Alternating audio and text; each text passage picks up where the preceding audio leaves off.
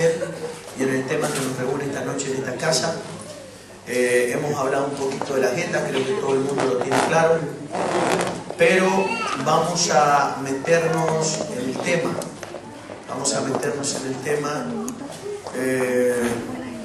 ¿Cuántos nacimos? ¿Cuántos creen o entendemos que hemos nacido para cumplir una misión en Dios? No nacimos para otra cosa. Mírelo al que tiene al lado suyo y dígale, no naciste para otra cosa. Aunque tenemos que reconocer que no todo el mundo procede en la vida o funciona en la vida bajo los parámetros de comprensión de que han nacido solamente para esto. Eso nos lleva a entender que no servimos para otra cosa. Amén. ¿O no? Amén. No servimos ni para pecar después. De verdad. ¿O no? Porque usted ve que los otros pecan y se gozan. Y usted comete un pecado y se siente el más miserable de la tierra. Exactamente. ¿O no? Sí. La verdad. Entonces, lo más hermoso que nos puede pasar es asumir nuestra posición en el Señor para que podamos disfrutar de todo lo que Dios tiene verdaderamente para nosotros. Vamos a meternos en la palabra. Quiero hablarle de algo que tiene que ver con la línea de lo que venimos hablando. Seguimos hablando de primicia, seguimos hablando de todo lo que estamos hablando concerniente al tema, ¿sí? Estamos hablando de primicia porque nos vamos a enfrentar a ella en el mes de febrero. ¿Y por qué quiero hablarle de algo que tiene que ver con la primicia? Algo que también significa primicia, es la palabra primogénito. Diga conmigo primogénito, ¿sí? La palabra primicia, me gustaría que Elías nos acompañara para mostrarle la palabra primicia en el original, porque una de las acepciones de la palabra primicia es la palabra reshit. ¿Se acuerda de eso, no? Y la palabra reshit significa, entre tantas cosas, significa, a ver si lo podemos mostrar para que los hermanos lo puedan ver, ¿sí? La palabra primicia. En el original tiene una acepción que es la palabra reshit. Y la palabra reshit significa principio, primero, ¿sí? Mayoría, cabeza. Significa también primogénito, ¿sí? La palabra primicia. Diga conmigo primicia. Entonces estamos hablando, ahí está, la palabra comienzo, primero, primicia, principal, principio, ¿sí? Es la palabra primicia, la palabra en el original es la palabra reshit, como usted está viendo. Estamos hablando de primicia en este tiempo porque creo que nos vamos a enfrentar a ella el año que viene. ¿Y por qué nos vamos a enfrentar a ella el año que viene? Es algo que nos vamos a enfrentar día tras día, pero para nosotros es muy importante a manera de ministerio que la podamos establecer una vez en el año, como llevamos tantos años haciéndolo. Y tenemos una responsabilidad, sobre todo nosotros, la gente más madura en esto, de que podamos llevar definitivamente a la gente a que la gente entienda a Dios como primero. Diga conmigo como primero. Usted sabe que Dios no sabe ocupar ni segundo ni terceros lugares. Dios ocupa definitivamente el primer lugar, o definitivamente Dios no puede estar en una vida. Dios no sabe ocupar el segundo o el tercer lugar en la vida de nadie. Dios tiene que ocupar el primero. Ese es el concepto, ese es el principio eterno, ¿sí? De que Dios puede ocupar definitivamente el primer lugar. Pero hay algo que me llamó mucho la atención con respecto a la palabra primogénito, que también significa la palabra primicia. A ver si lo quiere mostrar Elías, ¿sí?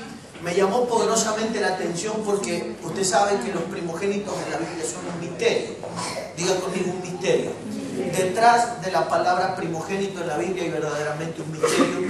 Y yo quisiera mostrarle algo porque creo definitivamente de que Dios quiere constituir de nosotros ellos una congregación de primogénitos. Amén. Está conmigo, ¿no? Amén. De hecho, hay una serie de cosas que no pueden ser casualidad en la Biblia. Es de que el hecho de que tuviera que venir a la tierra a morir un primogénito para que nos pudiera entregar la salvación. Si no bastó, la Biblia no dice solamente que Jesús era un hijo, sino que la Biblia dice que también él era unigénito, y la Biblia también dice que era el primogénito. Entonces, también la Biblia dice que se hizo el primogénito de los que resucitaron. O sea que por medio de un primogénito nosotros podemos estar donde estamos. Quiere decir que hay algo muy poderoso verdaderamente detrás de la primogenitura, ¿sí? La primogenitura sabemos que en la Biblia no nacen, sino que la primogenitura se adquiere en el caminar en Dios. Amén. Diga conmigo, se adquiere. No es que en la Biblia solo nacieron los primogénitos, sino que muchos se hicieron sin haber nacido. Jacob no nace primero, pero se hace, ¿sí? Usted ve en la familia de José, un Efraín y un Manasés. El más pequeño o el segundo se hace el mayor. Usted lo ve en la vida de Jacob y su descendencia, en la vida de Judá, en la vida de José. Y los que nacieron primero no heredaron la primogenitura. Hay una guerra en el mundo espiritual por la primogenitura. Creo yo que cuando usted y yo definitivamente queremos ponerlo a Dios en el primer lugar, usted y yo nos enfrentamos al conflicto en el mundo invisible más grande de lo que nos podríamos enfrentar jamás. Creo que el verdadero conflicto en el mundo espiritual no se da, ¿sí?, con las huestes espirituales de maldad ni con las gobernaciones, sino que se da en la dimensión donde usted y yo queremos ponerlo a Dios primero. Diga conmigo, Dios primero. Si usted analiza por un momento los verdaderos conflictos, usted no los ha tenido ni con el vudú, ni con el quimbanda, ni con el candomblé, ni con la brujería. Los grandes conflictos internos usted los ha tenido a la hora de ponerlo a Dios primero. ¿Cuántos han tenido un conflicto alguna vez a la hora de ponerlo a Dios primero? Amén. ¿Sí o no? A la hora de ponerlo a Dios primero se desencadena una batalla interna dentro del hombre. Pero para mí es muy importante que nosotros podamos analizar esto, porque creo que la incomprensión en el misterio de la primogenitura llevó a hombres a vivir algo como lo que vivió el pueblo egipcio. Y déjenme por favor que nos paremos en la palabra del Señor para que podamos analizarlo. Acompáñenme, lo vamos a ver juntos, a ver si lo podemos mostrar. Me llamó poderosamente, ¿sí?, el Salmo 105, verso 36. Es un salmo, ¿sí?, un salmo muy conocido, y me llamó poderosamente la atención, entendiéndolo ahora. El Señor me habló algo con respecto a esto. Salmo 105, por favor, vamos a la palabra del Señor.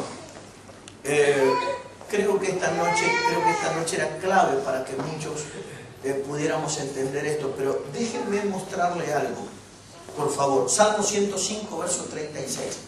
Si usted analiza el Salmo 105, dice la Biblia que Jehová Dios, ¿sí?, está hablando del Señor, hirió de muerte a todos los primogénitos en su tierra, ¿sí?, está hablando de Egipto. Y dice luego la primicia de todas sus fuerzas. ¿Está conmigo? ¿Sí? Dice las primicias de todas sus fuerzas. Subráyelo, por favor. Las primicias de todas sus fuerzas. Eso fue lo que Jehová Dios hirió en la tierra de Egipto. Entonces, para mí es muy importante esto, porque esto tenemos que de alguna forma elevarlo hasta la dimensión de nosotros, hasta la dimensión de nuestra labor en el Señor. Y me llamó poderosamente la atención, porque cuando usted analiza esto no solo le pasó al pueblo egipcio en Egipto, sino que esto también le pasó a hombres como a Jacob en el 49 del libro de Génesis. Por favor, acompáñenme, ya lo vamos a enlazar a los dos. Déjenme mostrarle algo para que pueda ver lo que Jehová hizo. Miren lo que dice. Génesis capítulo 49, verso 3, por favor. Aquí hay otro primogénito. Miren lo que dice. Jacob, con mucho dolor, yo me imagino que ningún padre podría decir esto con gozo, sino que esto es una declaración muy dolorosa para cualquier hombre. Y Jacob, con mucho dolor en su corazón, debe haber declarado esto. Rubén, tú eres mi primogénito, mi fortaleza y el principio de mi vigor, el principal en dignidad y principal en poder. Verso 4, impetuoso como las aguas, no serás el principal, por cuanto subiste al lecho de tu padre, entonces te envileciste subiendo a mi estrado. Y creo que aquí hay un secreto importante que vamos a mencionar en los próximos minutos. Lo que yo quiero mostrarle ahora tiene que ver entonces con nosotros. Analícese por un momento. Esta noche vemos muchos hombres que amamos y servimos a Dios, ¿sí? Mucha gente que servimos a Dios en diferentes áreas. Pero ahora analice por un momento que Jehová Dios lo que hizo, el Señor lo que hizo con el pueblo de Israel, con el pueblo egipcio dentro de Egipto, fue que tomó la decisión de matar a todos los primogénitos. Cuando usted lo analiza en el Salmo 105, se da cuenta que lo que Dios decidió matar o destruir, diga conmigo destruir, ¿sí? Lo que Dios determinó destruir fue la primicia de toda su fuerza. Diga conmigo su primera fuerza. La primicia de toda su fuerza. Dígalo conmigo. La primicia de toda su fuerza. Ok, eso fue lo que Dios decidió destruir. Hay una palabra que me llamó la atención. Déjenme que le estoy haciendo la plataforma. Ya entramos en el mensaje. Denme unos minutos, por favor. Lo que me llamó poderosamente la atención es algo que dice el libro de Hebreos. Acompáñenme, por favor, rápidamente, ¿sí? Al verso 28. Hebreos capítulo 11, verso 28. Y quiero que le ponga, compare, por favor. Déjenlo en Reina Valera 1960, primero para que los hermanos lo puedan ver. Miren lo que dice. Por la fe celebró la Pascua y la aspersión de la sangre para que el que destruía a los primogénitos no... Diga conmigo, el que destruye primogénitos. Ahora dele, por favor, compare y vamos a la primera expresión. Ya vamos a entrar en el mensaje. Por favor. ¿Sí? Fíjese lo que dice. Por favor, a ver si lo podemos... vuelvo al principio, por favor. La primera versión. Ok. La Biblia al día. Miren lo que dice. Por la fe celebró la Pascua y el rociamiento de la sangre. Dice, ¿para qué? Para que el exterminador, dígalo conmigo, exterminador. Si usted sigue leyendo la Torre Hamad, por favor, si usted sigue leyendo la Torre Hamad, perdón, la castellana, dice también la palabra exterminador.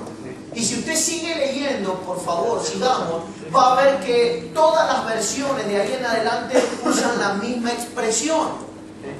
Diga conmigo, exterminador. Entonces el exterminador se liberó.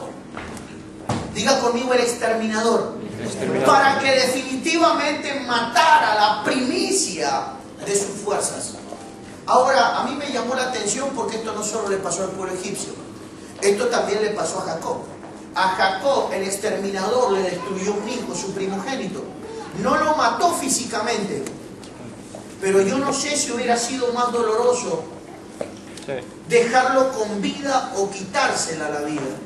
No sé qué era lo más doloroso.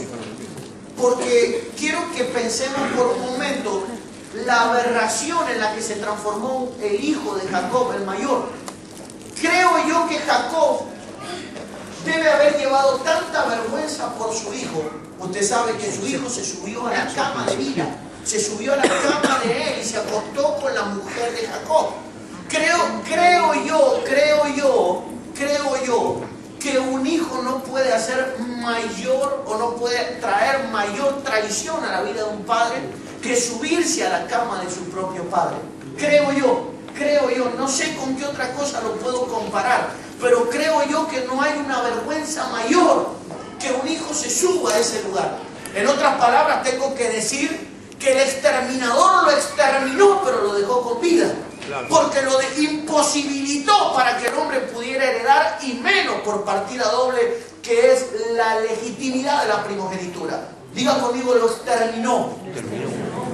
Ahora, entonces, si el exterminador pudo pasar por Egipto y exterminar, como exterminó a toda la primogenitura de los egipcios, y pudo exterminar como exterminó al primogénito de Jacob, ¿qué queda entonces para nosotros? Entonces ahora viene el problema, porque yo le decía al Señor, tengo que hablar de algo en esta dirección. Y Dios me entregó un mensaje y me dijo en estas palabras, me dijo, el exterminador le ha exterminado el principio de su fuerza a muchos, solo que ellos no lo saben. Entonces me comenzó a mostrar la vida de muchos hombres. Me comenzó a mostrar los primeros años de servicio, de trabajo. Y me comenzó a mostrar de que mucha gente ha trabajado muchos años, pero no tiene nada. que ha trabajado muchísimos años y de repente con una curva de la vida lo perdió todo y tiene que empezar de nuevo. Gente que perdió la confianza, gente que perdió la congregación, gente que perdió los hijos, gente que perdió y de repente se encuentra luego de un montón de años sentado en una silla como si recién hubiera empezado ayer. ¿Qué pasó con ellos? El exterminador. Diga conmigo, el exterminador. ¿Y qué es lo que les alcanzó el exterminador? El principio de sus fuerzas. Invirtieron todo lo que hicieron con sus primeras fuerzas. Vino el exterminador y ¿qué? Usted y yo tenemos primeras fuerzas. Tenemos años de inversión, años de esfuerzo, años de sacrificio. Hay algo que habla de nuestras primeras fuerzas. Y de repente encontrarnos con que todo lo que me sacrifiqué, todo lo que me esforcé, todo por aquello, por lo que di la vida, ¿se qué? Se fumó. Dios conmigo, el exterminador. Entonces el exterminador es alguien que no azotó solamente al pueblo de Israel en Egipto, a los egipcios dentro de Egipto, sino que el exterminador también es alguien que azotó a Jacob y le exterminó al primogénito. Y no solo le exterminó al primogénito, que en la medida que iban quedando las primogenituras, por legado, el exterminador se llegaba a ellos. Después de ellos, Simeón y Leví. Y así sucesivamente hasta llegar a Judá, con quien no pudo avanzar. Y hasta llegar a José, con quien no pudo avanzar. Pero es muy importante que entendamos entonces este principio. ¿Por qué tanta gente lo pierde todo en el caminar en Dios? ¿Por qué tanta gente tiene que comenzar de nuevo después de haber hecho semejante sacrificio? ¿Usted me está entendiendo en esta noche? No es fácil. Pero de la misma manera que a usted lo choqueó lo que yo acabo de decir, de la misma manera me choqueó a mí cuando Dios me lo entregó. ¿Sí?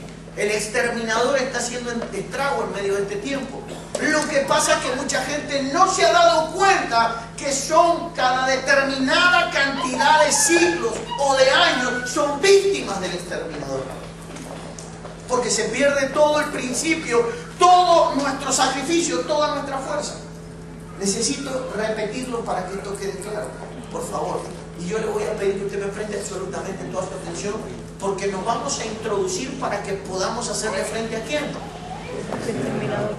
Entonces, parece que al exterminador no nos podemos enfrentar, porque el exterminador no viene para dañarte. El exterminador viene para exterminarte. ¿Me está comprendiendo, no? Es como el insecticida ese que cuando usted lo echa no deja a las cucarachas agonizando. ¿Las qué? La idea no es dejarte agonizando, la idea es dejarte sin vida. Dios conmigo, sin vida. Lo que pasa es que en Jacob nosotros, para con su descendencia, con Rubén nosotros vemos una figura. No lo mató.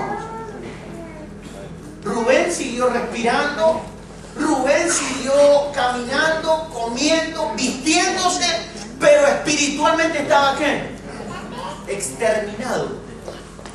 Yo creo que usted lo mira que tiene al lado suyo con esa cara de signo de pregunta que tiene esta noche. Mírelo por favor al que tiene al lado suyo y dígale: nos vamos a preparar contra el exterminador.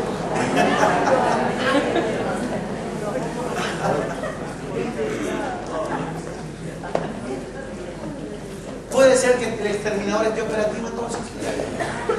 Detrás de la primogenitura, entonces, escuchen, detrás de la primogenitura hay un misterio muy grande. El exterminador está operativo, persiguiendo algo, ¿sí? Ahora, lo más terrible de todo esto que usted y yo tenemos que reconocerlo, es que el exterminador, más allá de ser una potestad antagónica de carácter infernal, ¿sí? El exterminador está al servicio de Dios.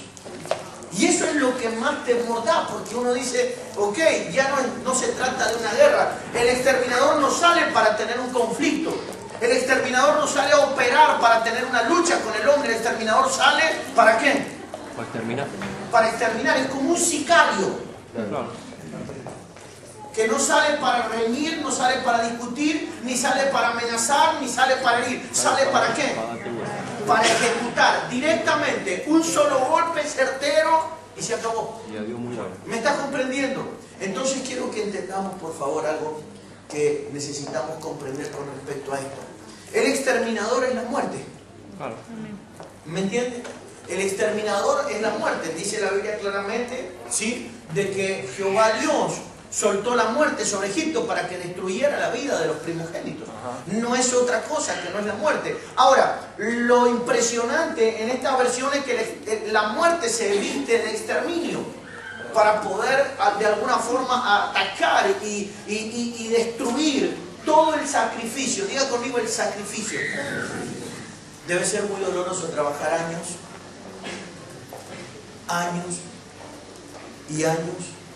y de repente darme cuenta que tengo que empezar de nuevo. Que aquello que me costó tanto, que aquello que es el principio de mi fuerza, se fumó, se fue. Pero en el ministerio es algo muy común.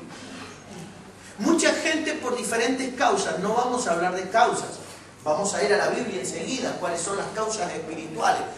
Los argumentos humanos son muchísimos, pero usted se va a encontrar con diferentes hombres de Dios como nosotros que estamos aquí esta noche, que le darán sus argumentos personales. Algunos le echarán la culpa al territorio, otros le echarán la culpa a la esposa, otros le echarán la culpa al esposo, otros le echarán la culpa a la familia, otros le echarán la culpa a la economía, otros le echarán la culpa a miles de argumentos humanos.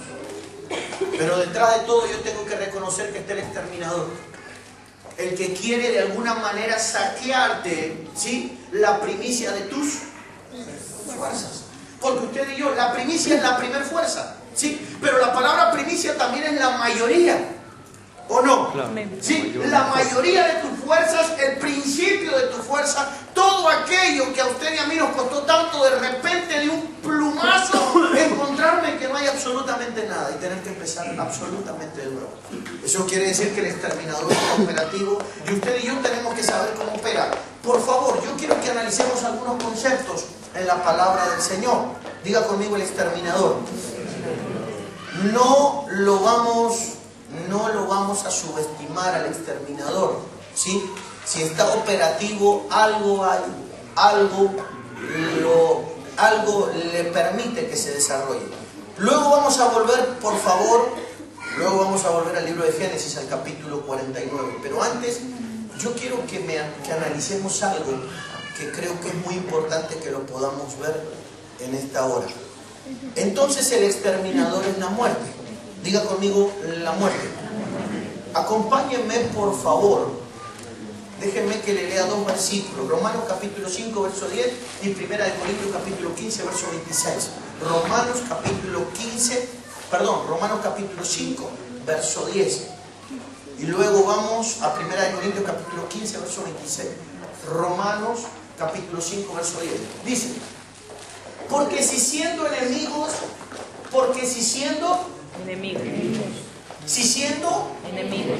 ¿qué lo que éramos? Enemigos. ¿Qué éramos? Enemigos. ¿O estábamos simplemente sin Dios? No. Quiero que entienda cuál es la situación del hombre sin Dios. Podríamos decir que hay tres estados del hombre. Es lo que normalmente la gente da a entender. Número uno, puedo estar en el estado de enemigo, puedo estar en el estado de neutralidad, el cual no existe en la Biblia, o puedo estar en el estado de a favor. Amén. Pero la Biblia no muestra un estado de neutralidad, la Biblia muestra de que estoy como enemigo o estoy a favor. Amén. O recojo con él o desparramo. Ahora, dice que siendo enemigos fuimos reconciliados con Dios por la muerte de su Hijo. Mucho más, estando reconciliados, seremos salvos por su vida. Quiero que preste atención porque es muy importante en el papel que estamos mencionando en esta noche. Quiero que pueda analizar el papel que de alguna forma desempeña la muerte. Quiero que entienda que el lío que había no era cualquiera. Imagínese que Dios, siendo Dios, tiene un enemigo milenario, perpetuo, ¿sí? No podemos decir desde cuándo. Dios tiene un enemigo que no ve otra forma en su sabiduría de resolverlo que por medio de la propia muerte, haciendo a su Hijo pasar por la propia muerte. ¿Me está comprendiendo? Reconociendo que la muerte es su enemigo. Y luego dice el libro de 1 Corintios, como dijimos, ¿no? 1 Corintios dije. 1 Corintios capítulo 15, verso 26. Dice, y el postrer enemigo que será destruido es ¿quién? La muerte. ¿Por qué el postrer enemigo? El hecho de que la Biblia diga que es el último enemigo a ser destruido quiere decir que fue el primer enemigo de Dios. De hecho ha sido enemigo de Dios antes que el propio Satanás, el diablo. El postrer enemigo a ser destruido, el último enemigo, tiene que ser justamente la muerte. ¿Me está comprendiendo? Ahora, piense por un momento. Dijimos que el último enemigo es la muerte porque entendemos que fue el primer enemigo, la mismísima muerte. Ahora, la Biblia muestra entonces de que Satanás, el diablo, ha sido condenado con todas sus legiones de demonios, pero la muerte será el postrer enemigo a ser destruido, porque lo tiene que destruir el cuerpo de Cristo cuando se levante en gloria. Diga conmigo el cuerpo. El cuerpo de nuestro Señor Jesucristo, que es ¿quién? La iglesia. Ahora piense por un momento, necesito por favor ensamblar toda esta información para que usted en esta noche me entienda. Entonces nosotros tenemos una situación importante. Tenemos que reconocer de que tenemos una guerra, ¿sí?, de carácter, no podemos decir cuánto, pero milenaria seguramente, con la muerte. Tenemos un conflicto eterno con ella. El Señor envió a su Hijo Jesucristo para que por medio de Él, la iglesia del Señor, los hombres pudieran vencerla. Y no pasaran por lo que usted ya sabe, no pasaran por la segunda muerte. O sea que la muerte puede seguir teniendo potestad sobre el cuerpo, pero la muerte no tenga potestad sobre tu alma. ¿Me está comprendiendo? O sea que cuando Cristo murió en la cruz, lo que hizo no fue frenar a la muerte para que la muerte no toque tu cuerpo, sino que lo que hizo fue detener a la muerte para que la muerte no toque tu alma. Para que usted y yo no suframos lo que se conoce como la segunda muerte. Por la primera, si el Señor no viene antes, tendremos que pasar. Por la primera, pero no por la segunda. ¿Me está comprendiendo? Eso tendría que ver con la victoria de Cristo sobre ella. Ahora, por favor, déjenme que podamos entender cuál es el papel que tienen que desempeñar entonces los primogénitos. Entonces, en el mundo espiritual hay un conflicto por la primogenitura. Le voy a explicar por qué. La Biblia también muestra de que la muerte tiene un primogénito. Acompáñeme para que lo podamos analizar. Diga conmigo el primogénito de la muerte, para que lo podamos ver juntos. Por favor, ya lo va a entender. Acompáñeme rápidamente para que podamos ver cómo funciona. Job capítulo 18, verso 13. Fíjese la revelación que maneja este hombre. Job capítulo 18, verso 13 de la palabra del Señor. Job capítulo 18, verso 13.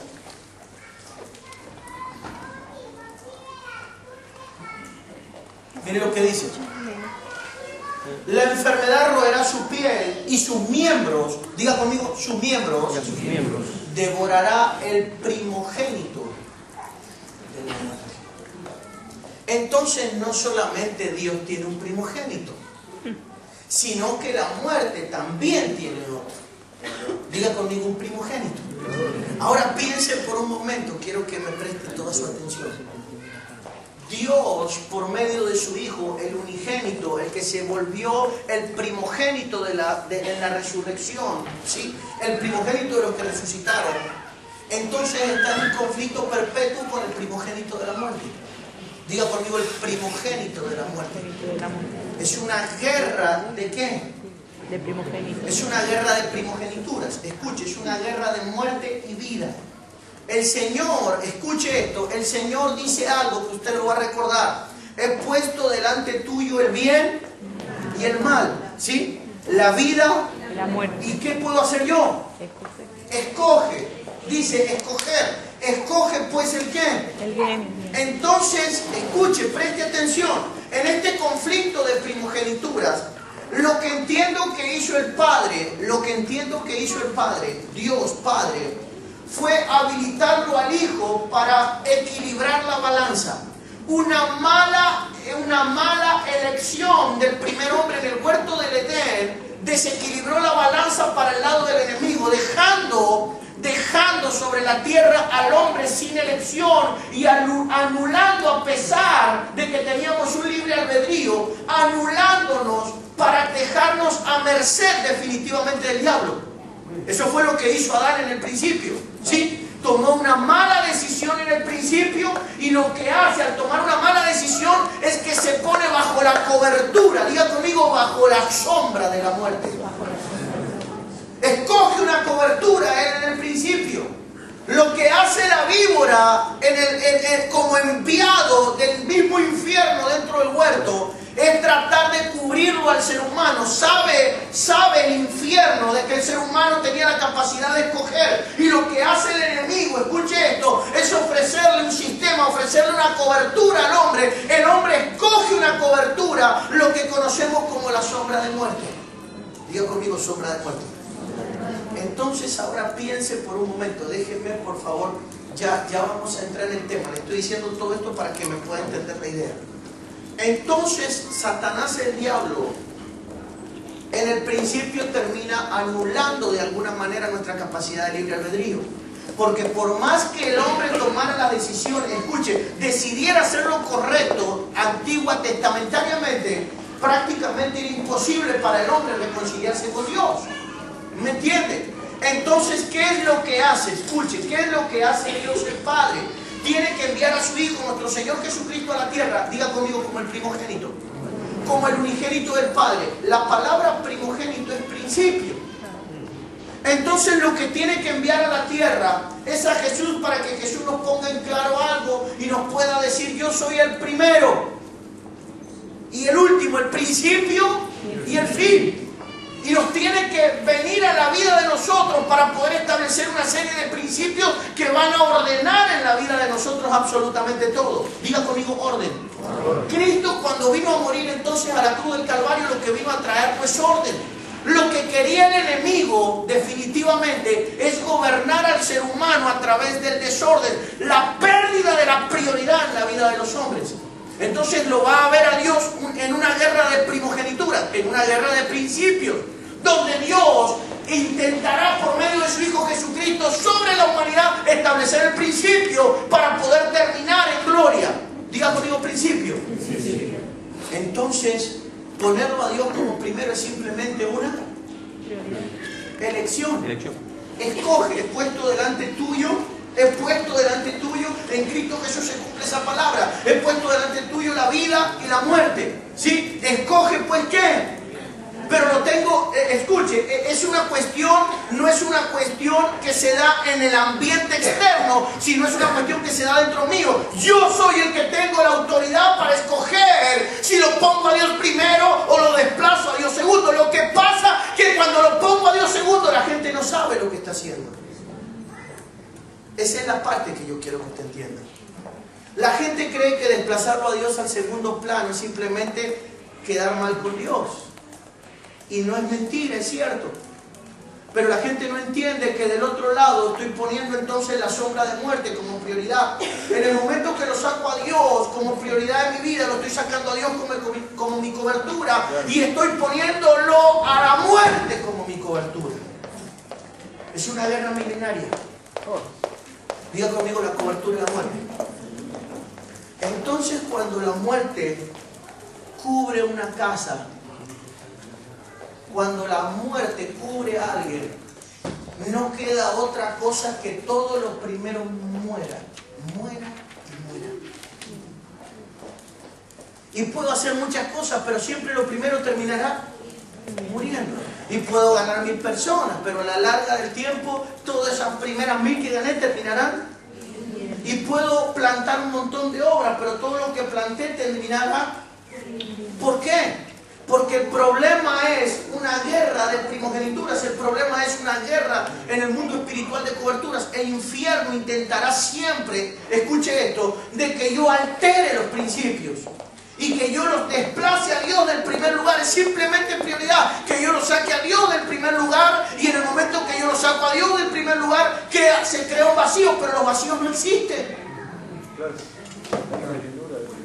No existen los vacíos. En el momento que yo creo un vacío de Dios, lo enseñó el Señor Jesucristo. Cuando una casa queda vacía, el espíritu inmundo dice: voy a volver a la casa de donde salí. Los vacíos no existen. En el momento que algo se vacía, otra cosa tiene que llenarlo, ya sea bueno o malo. Entonces usted y yo tenemos que escoger muy bien. Pero lo que más me impactó de todo esto, vuelvo a repetirlo por favor, lo que más me impactó de todo esto tiene que ver entonces con el Salmo 105. Déjeme volver allá, por favor. Salmo 105, verso 36. Salmo 105. Nadie puede negar de que la muerte quiere cubrir a hombres. Salmo 49, verso 14, por favor. Salmo 49, verso 14. El trabajo pastoral se hace en el alma de los seres humanos, ¿sí? En el espíritu nosotros activamos el potencial, pero básicamente los pastores estamos para trabajar con el alma de la gente. Porque al fin y al cabo, por lo que nos van a pedir cuenta es por el alma. Pero fíjese lo que dice el Salmo 49, verso 14. Dice: como a rebaños que son conducidos al Sión, la muerte los pastoreará, y los rectos se enseñorearán de ellos por la mañana, y se consumirá su buen parecer, y el Seol será su morada. ¿Quién los pastoreará? La muerte. Ahora, déjeme por favor explicarle. Entonces la idea de la muerte, ¿sí? Si Dios asigna pastores a la vida de la iglesia, la idea de Dios es que los pastores puedan conducir a la vida al pueblo, a los rebaños. Amén. Pero si la muerte los pastorea, la idea de la muerte es que el Seol sea su morada, o sea su destino. Amén. ¿Me está comprendiendo? Llevar a la gente a la destrucción. Ahora déjenme por favor retomar algo. Volvamos al Salmo 105, por favor. Esto es lo que a mí verdaderamente me preocupa, porque esto es lo que Dios me habló. Salmo 105, verso 36. Hirió de muerte a todos los primogénitos en su propia tierra, las primicias de toda su fuerza. Entonces lo que a mí me preocupa verdaderamente, y me preocupa sí, es de que todo lo que ha pasado para atrás en su vida verdaderamente haya sido redimido. Tenemos que reconocer que cuando llega la palabra a nuestra vida, la palabra apostólica, llega a nuestra vida para que verdaderamente nosotros alteremos el cumplimiento de los ciclos, o sea, para que no cumplamos nuevamente los ciclos como los cumplíamos antes. Amén. Si tuviéramos que hacer un balance de los ciclos que ministerialmente hemos cumplido, no me vaya a decir nada, pero yo quiero que lo analice por un momento. ¿Le gustaría repetir ciclos anteriores? ¿Porque han sido qué? ¿Reconocemos que han sido malos o han sido buenos? Porque yo si me dijeran, ¿querés vivir un año como el 2014 de nuevo? Yo diría que sí. Porque ha sido bueno para mí. Si me preguntaran el año 2013, la verdad que ha sido un año bueno. Pero yo sé que Dios tiene mejores. Amén. Pero no ha sido malo. Pero hay mucha gente a la que usted le pregunta si podría volver a vivir un ciclo como el anterior, y mucha gente le dirá que ¿qué? No. Que no. Porque han sido ciclos malos. En vez de ganancia han traído ¿qué? Pérdida. Y ahora quiero que entendamos entonces cuál es el problema. El problema entonces de que un hombre trabaje durante una determinada cantidad de años, y eso es algo que lo tenemos que aceptar. Más allá de los argumentos naturales que nosotros tengamos, porque podemos tener argumentos naturales. Usted me puede decir que le podemos echar la culpa al ambiente, le podemos echar la culpa a España, le podemos echar la culpa al euro, le podemos echar la culpa a la crisis, le podemos echar la culpa a su esposa, le podemos echar la culpa a su esposo, le podemos echar la culpa a la familia, le podemos echar la culpa a cualquiera, pero tenemos que aceptar algo, de que el exterminador a muchos hombres le exterminó el principio de sus mejores años. Y que en una vuelta, en una curva de la vida nos encontramos con que tenemos que empezar de nuevo. Ahora, lo que pasó, ¿podemos hacer algo para volver ahí atrás? No. Pero sí podemos hacer algo para que usted nos repita de nuevo el ciclo. Y ahí es donde viene la preocupación. Porque yo como conocedor de esto, veo gente que va en dirección a repetir la misma historia dentro de 10 años más. ¿Me está comprendiendo? Dentro de 5 años. O dentro de 10, o dentro de 15. El problema es que empezar de nuevo cuando tengo 30 años es una cosa. Empezar de nuevo cuando tengo 40. Empezar de nuevo cuando tengo 50. Pero después empezar de nuevo. Cuando un hombre ha empezado de nuevo más de 3 o de 4 veces, llega el momento que es posible que ya ni siquiera quiera empezar de nuevo. ¿Pero por qué? ¿Por qué repito ciclos tan negativos en mi vida? ¿Por qué fui lo que fui y de repente me quedé con que no tengo a mi alrededor qué? Y fui lo que fui. Hablaba anoche el apóstol y nos hablaba de los hombres que hablaban de las glorias pasadas. ¿Se acuerdan? Usted nos hablaba de eso, en un momento nos mencionó, y que yo esto, y que yo lo otro, y que yo fui, y que yo vine, y que yo aquello, y que yo lo otro, pero de repente usted lo mira y se da cuenta que el exterminador les arrancó ¿qué? Se perdió el principio de toda su fuerza. Y usted y yo no estamos para trabajar, para esforzarnos y darnos cuenta, después de 10 años, perder lo que. Usted y yo estamos para sumar, crecer y desarrollarnos, para ir de gloria en gloria. No para cumplir 5 años y empezar de nuevo o cumplir 10 años. Los 3 años y medio son clave, como son los 5 años y como son los 10 años en la vida de un hombre. Son claves, son ciclos clave en la vida de un hombre. ¿Me está comprendiendo? Entonces, hirió de muerte a todos los primogénitos en su tierra. Diga conmigo, lo primero. ¿Qué le mató? ¿Qué es lo que es un primogénito? Él le mató a los primeros. Ahora, el que los mata es el exterminador. Pero porque sea el exterminador no quiere decir que podamos pelear contra él. Porque hay mucha gente que dice, ok, vamos a reprender la muerte. Vamos a pelear contra la muerte, reprendamos a la muerte, pero tenemos que reconocer que la muerte trabaja para.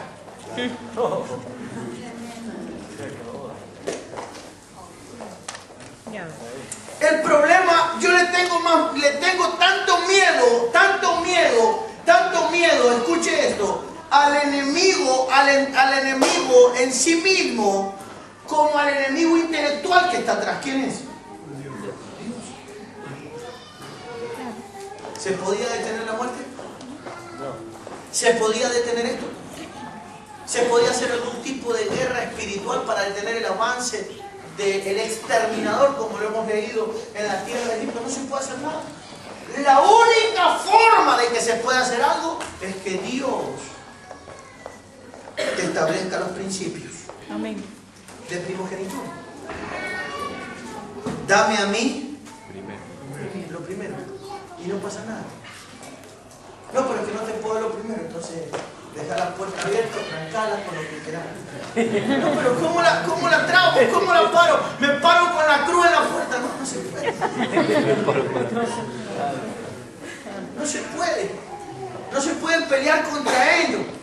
Quiero que comprenda, quiero que entienda que detrás de todo está propiamente el mismísimo Dios. Y uno de los grandes problemas hoy de la gente es que la gente cree de que de alguna forma lo voy a manejar a esto. No hay un término neutral. No hay un término neutral. O me cubre Dios bajo cada uno de sus principios, donde Dios dice mío es lo primero, o definitivamente me cubre el enemigo, y donde Dios dice, el enemigo también dice lo primero también es mío. Entonces en los dos casos lo primero es de ellos. En los dos casos lo primero es de ellos. Lo que pasa, escuche esto, en una sombra y una figura, mire lo que pasó con Jacob. En los dos casos, lo primero es tomado, ¿sí?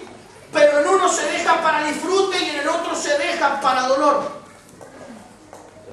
En el primer caso, que es en el de Dios, Dios toma lo primero, pero te permite luego disfrutarlo. Amén. ¿Me está comprendiendo? Pero en el segundo caso, Dios toma lo primero y te dice, salve el diablo. Y te toma un hijo como a Jacob. Se lo tomó a Rubén. Y se lo exterminó ¿por dónde? Si usted lo miraba por fuera, a Rubén, ¿cómo se veía? ¿Cómo se veía? Si usted lo miraba por fuera, ¿cómo se veía? Fuerte. Bien, pero por dentro estaba como exterminado. Porque lo agarró ¿quién? Lo cruzó el exterminador. Lo dejó con vida. Entonces, de los dos casos, escuchen, los dos casos, el enemigo, tanto Dios como el enemigo, en los dos casos toman la esencia, toman la parte interna y lo dejan. Lo que pasa es que en un caso será indisfrutable. En el caso del enemigo será inaprovechable, estará y en algunos casos hasta exprobará. Por eso le digo que en muchos casos hubiera sido mejor que muriera. ¿O no? Usted sabe lo que yo me imagino que no puedo seguir viendo Jacob con su hijo. ¿O sí? Cuando todos los hijos pueden llegar a la casa, abrirte la nevera, ¿sí? Se pueden ir y se tiran en tu cama, o se tiran en el sofá, y la mamá va y lo atiende. En el caso de Rubén, le tendría que haber dicho el papá, claro, no sé cómo vamos a hacer con vos, pero yo prefiero que vos te quedes en tu casa. Y no vengo. No, pero yo te quiero ir a saludar. Mira, yo prefiero que me mandes un WhatsApp y me contés que estás bien. Y yo sabré que estás bien, pero yo quiero ir a tu casa y quiero comer con vos y con la familia. No, mira, hijo, la verdad que mejor quédate en tu casa. ¿Pero qué? Pero entonces no soy mi papá, sí, soy tu papá, pero te exterminó el enemigo por dentro. Y como te exterminó por dentro, sos indisfrutable. ¿Sabe cuándo un hombre ha sido exterminado por dentro? Cuando se le ha perdido la confianza. Porque ellos están en cuerpo físico, pero usted no puede confiar en ellos. Usted no puede confiar, no puede darles a ellos un nivel de confianza, y eso es muy triste. Estar con un hombre y usted no le puede dar la confianza, que usted tiene que hacer silencio en el momento que hay que hablar algo clave, que usted tiene que apartarse en el momento que hay que mencionar algo, que usted en el momento que hay que repartir el botín ellos no pueden estar presentes, que en el momento que hay que hablar de la conquista y de la posesión de la tierra ellos no califican para ir a la cabeza. Se perdió la confianza. El exterminador lo que hace es dejarlos con vida, pero los ha exterminado por dentro. ¿Les ha quitado qué? Les ha arrebatado una dimensión de confianza. Un padre ya no puede confiar en ellos. Están, pero no son qué. No le alcanzó la vida a Jacob para recuperar la confianza a Rubén en su padre. No le alcanzó la vida. Porque recuperar la confianza se pierde ¿qué? ¿Se pierde qué? Se pierde todo. Habrá gente que perderá la confianza, por eso mucha gente se muda de lugares, de congregación. Apóstol, pierde la confianza de un hombre como usted, un hombre de Dios. Si yo fuera un hombre, un hijo suyo y lo traiciono, en muchos casos es más fácil irme que recuperar su confianza. Y ellos creen que yéndose rápidamente recuperan, pero tendrán la confianza de un hombre. Amén, pero la de Dios no. Pero no la de Dios. La de Dios la puede recuperar solamente usted como mi Padre. ¿Me está comprendiendo? No la puedo recuperar más en nadie. La única forma de recuperarla, por eso mucha gente anda errante en el Evangelio. Están exterminados por dentro. Ellos van, ellos vienen, pero nunca recuperarán la confianza de un padre. Rubén ha perdido la confianza y al perder la confianza ha perdido primogenitura. Y usted va a decir qué fue lo que pasó. Escuche, por eso la Biblia usa la palabra exterminar. Porque la palabra exterminar es más agresiva que matar. Quiere decir que en otros términos es preferible morir a que me exterminen. Porque en ese tipo de exterminio me dejan con vida. ¿Me está comprendiendo? Quedaría, escuche, un hombre exterminado quedaría como Caín. Errante, ¿a dónde voy? Y mire lo que pasa. ¿Dónde voy a ir? Porque donde yo vaya me van a querer matar. No te hagas problema que yo te voy a cubrir. pero le hubieran hecho un favor si lo hubieran matado. Claro. Pero Dios te pone una marca para que no te maten. Dios te pone una marca para que la muerte no venga, para que la muerte no te pueda tocar. ¿Me está comprendiendo? Y usted va a decir cuando se da ese fenómeno. Dice el libro de Apocalipsis que en el último tiempo los hombres intentarán morir y ¿qué? No podrán. ¿Y quién es el que va? ¿Quién es el que le va a decir a la muerte? Muerte, no los toques. Dios, la muerte irá de ti. Pero es para bien o para mal. No, la muerte no va a tener asidero legal, gloria a Dios. No, va a ser un tormento. Porque te van a hacer de todo y no vas a poder morir.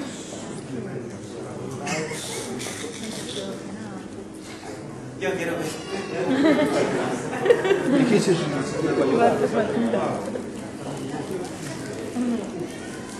Miren lo que tiene al lado suyo y dígale, no te dejes exterminar.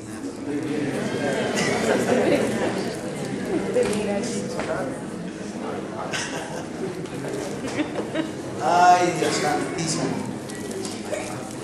Qué bueno Dios. Yo creo que usted me empezó a entender esta noche.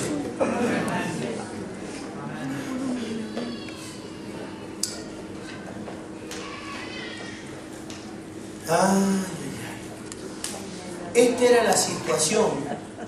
Mateo capítulo 4, verso 15. Fíjese cuál era la situación. ¿Sí? ¿Cuál era la situación de este pueblo? Porque fíjese lo que dice la palabra, Mateo capítulo 4, verso 15. Dice, tierra de Zabulón y tierra de Neftalí, camino del mar. Al otro lado del Jordán, Galilea, De los gentiles. verso 16.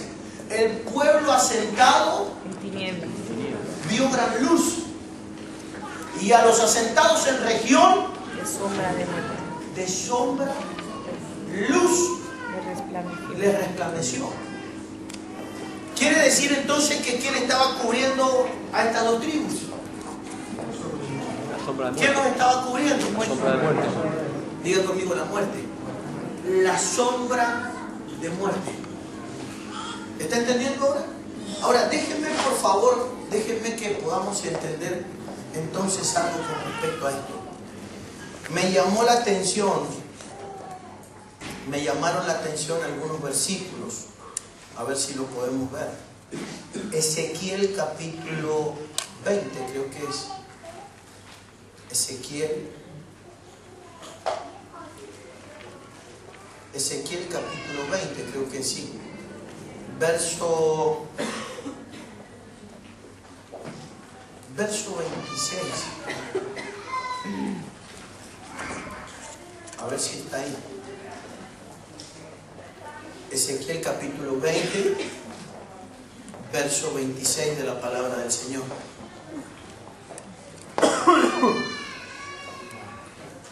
¿Está listo para que establezcamos prioridades?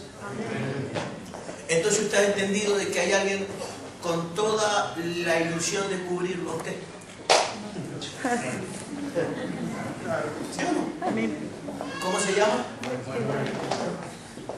Por eso que el enemigo usará todo lo que tenga que usar en esa terminología.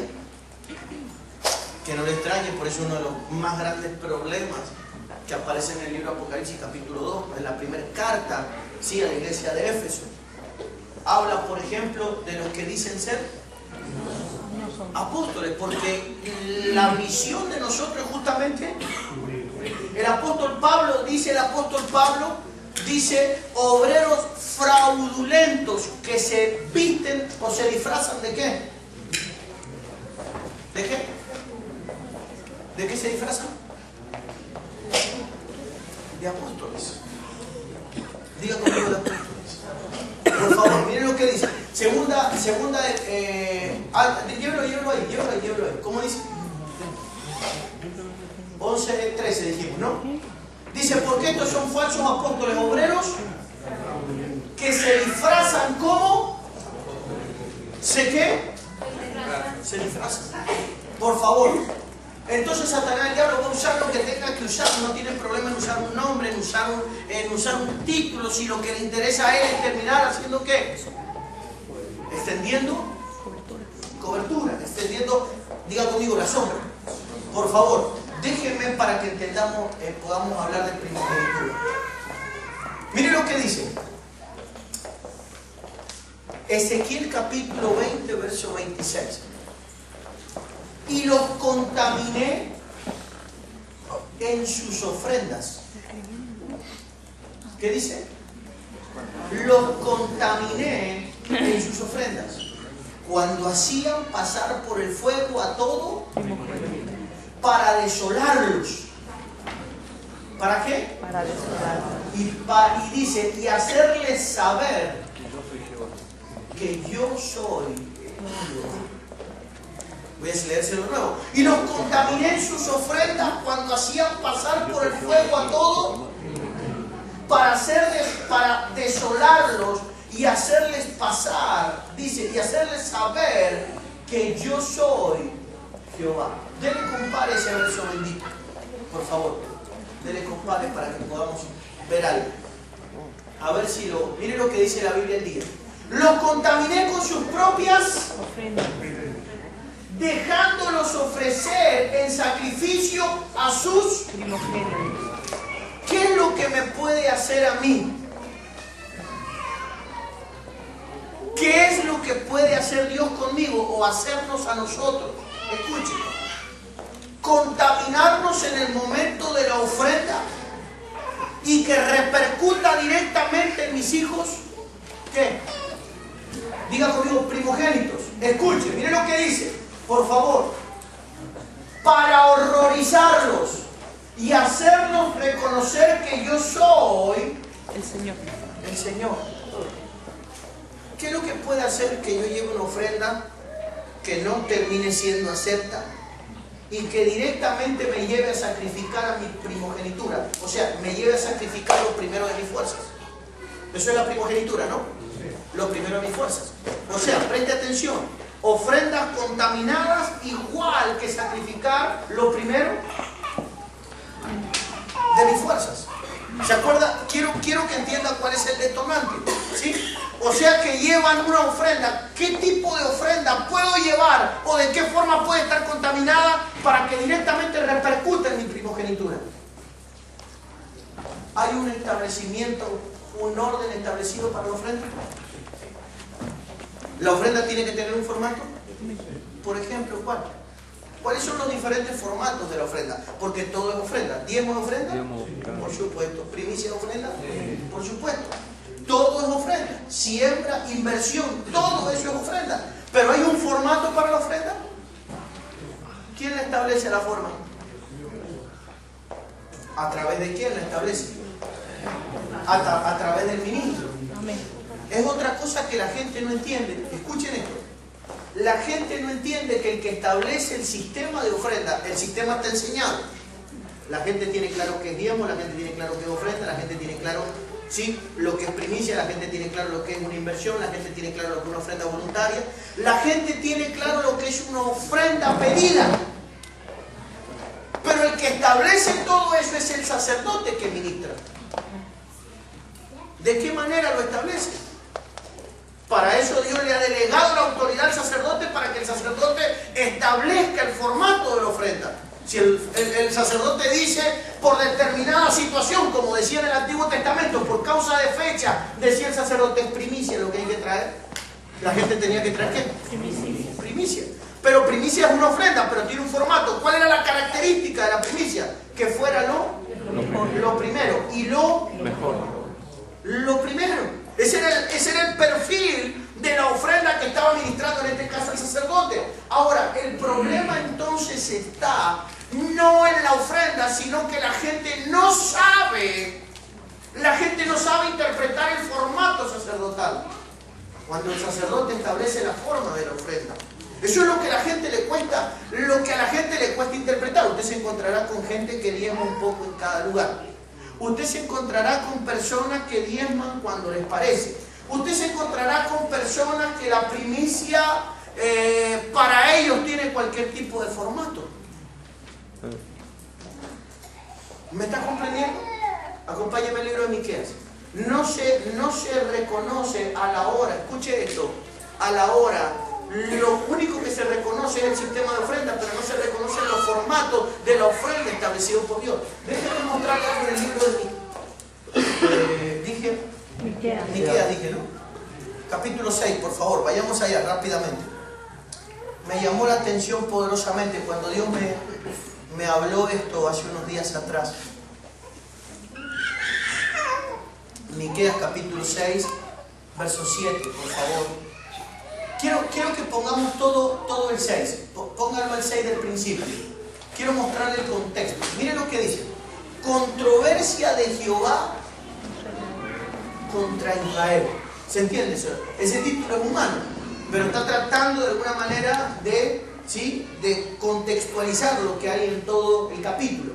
Oíd ahora lo que dice Jehová. Levántate y contiende contra los montes y oigan los collados tu voz. Oíd montes y fuertes cimientos de la tierra, el pleito, ¿el qué?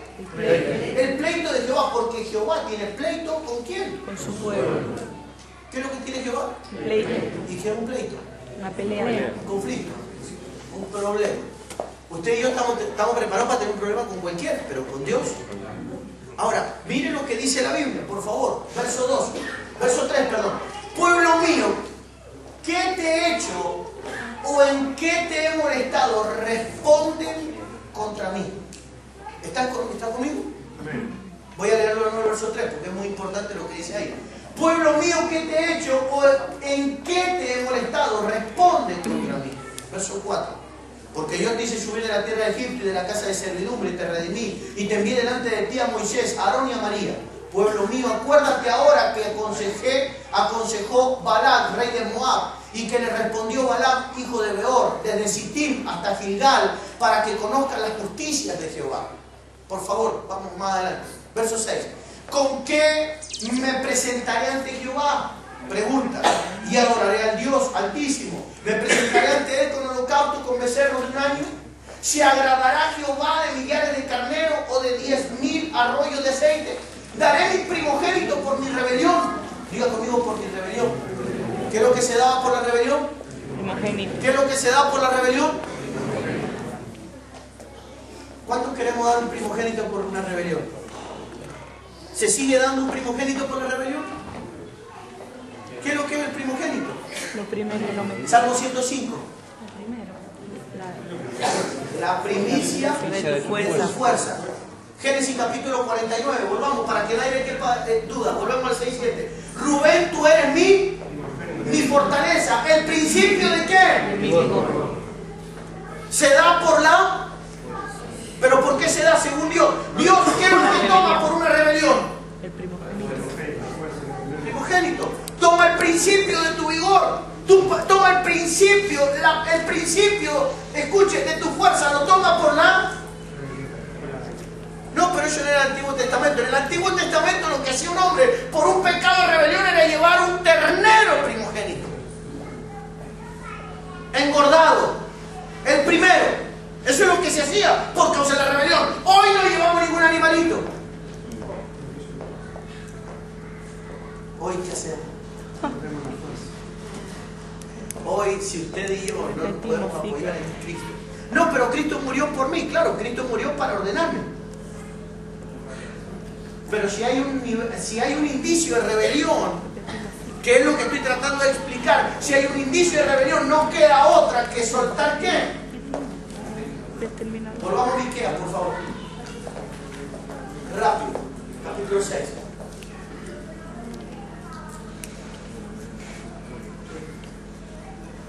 Quiero que hagamos volar ese eco, por favor.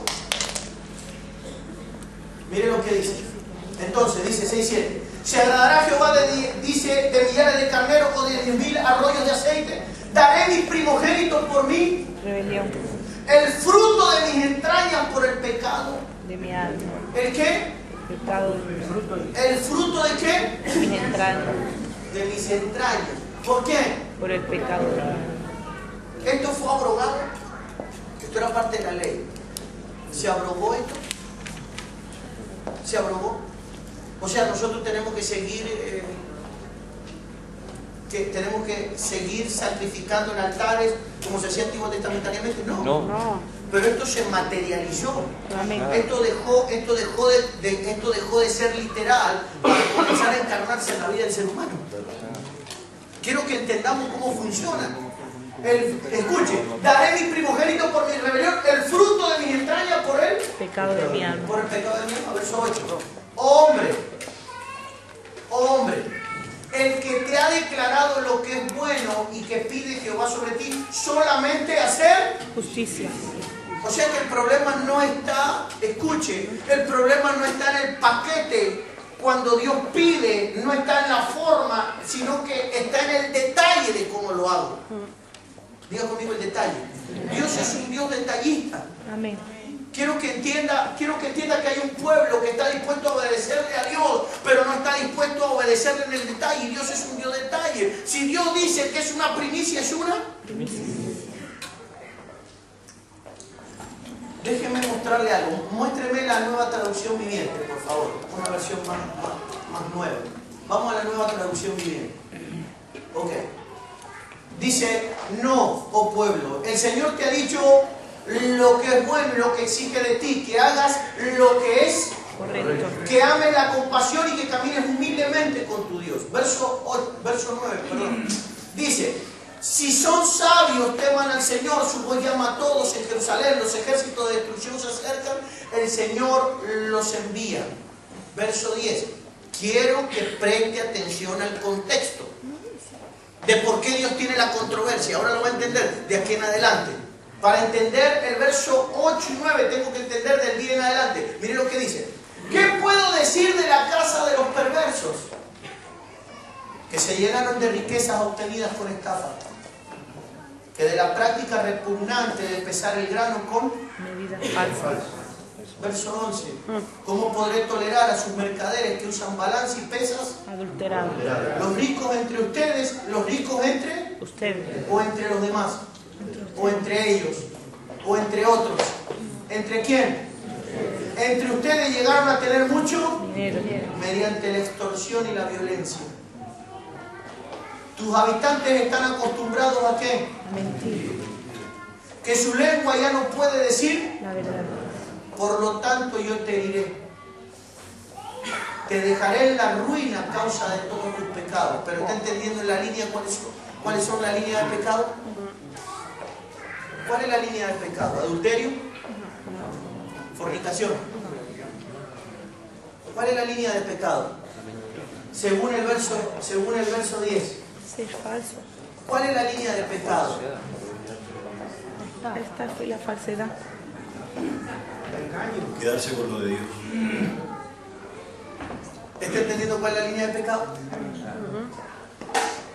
La traición con el hermano, el aborrecimiento de alguien, no. El desamor, no dice eso. Voy a leer el verso 10. ¿Qué puedo decir de la casa de los perversos? Que se llenaron de riquezas obtenidas con estafa, que de la práctica repugnante de pesar el grano con medidas falsas. ¿Cómo podré tolerar a sus mercaderes que usan balanzas y pesas adulteradas? Los ricos entre ustedes llegaron, dice, a tener mucho dinero mediante la extorsión y la violencia, y tus habitantes están acostumbrados a mentir que su lengua ya no puede decir la verdad. Verso 13. Por lo tanto, yo te diré y te dejaré en la ruina a causa de todos tus pecados. Comerás, pero no quedarás satisfecho. Las punzadas, dice, de hambre y el vacío de tu estómago no cesarán. Aunque intentes ahorrar dinero, al final no te quedará nada. Guardarás un poco, pero se lo daré a tus conquistadores. Sembrarás, pero no cosecharás. Prensarás tus aceitunas, pero no obtendrás aceite suficiente para ungirte. Pisarás las uvas, pero no conseguirás sacarle jugo para hacer el vino. Tú respetas solo las leyes del malvado rey Omri. Sigue solo el ejemplo del perverso rey Acab. Por lo tanto, haré de ti un ejemplo llevándote a la ruina y serás tratado con desprecio, ridiculizado por todos los que Te vean.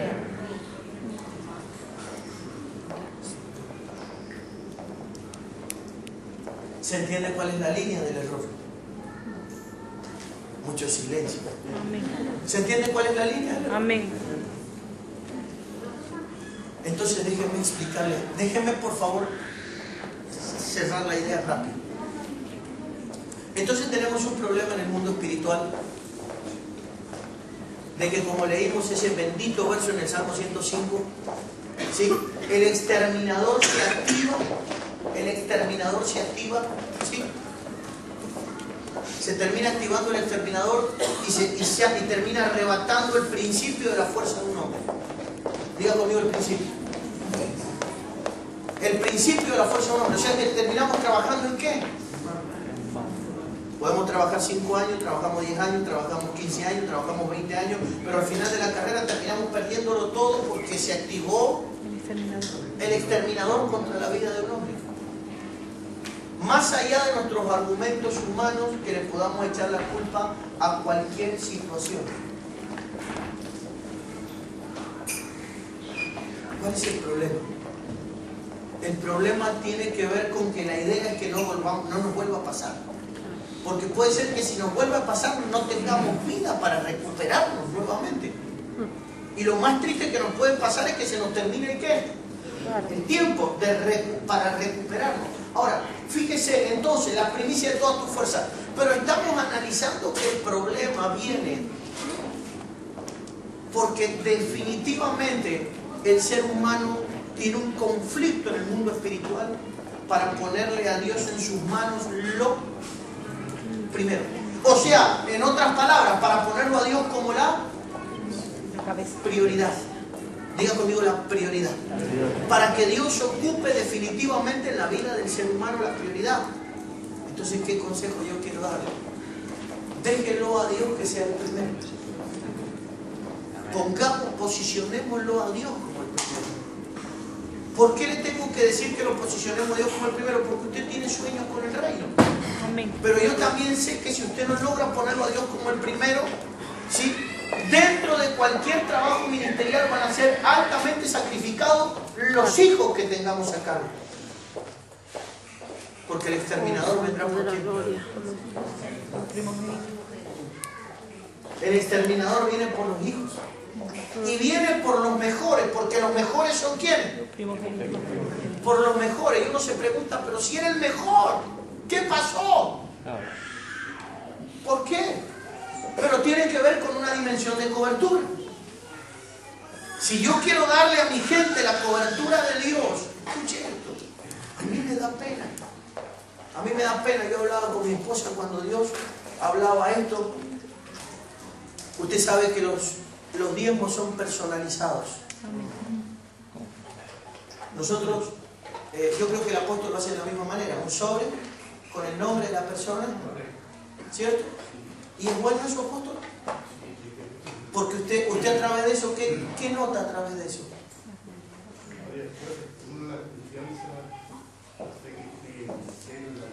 Todo.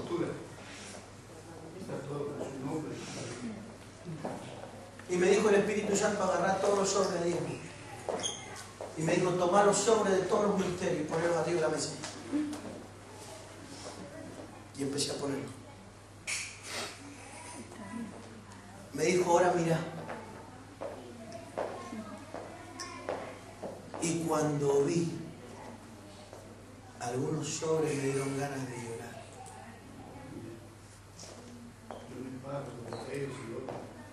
Todo eso siempre lo he hecho. Pero nunca había hecho eso. Hay un cuaderno personal con todos los diezmos de los hombres. Pero nunca había tomado los diezmos y haberlos visto uno por uno. De hecho, tomé algunos sobres y le dije a mi esposa, ponelos aparte. Porque cuando estos hombres en los años vengan a hablar conmigo, se los quiero mostrar. Y quieren predicar el Evangelio.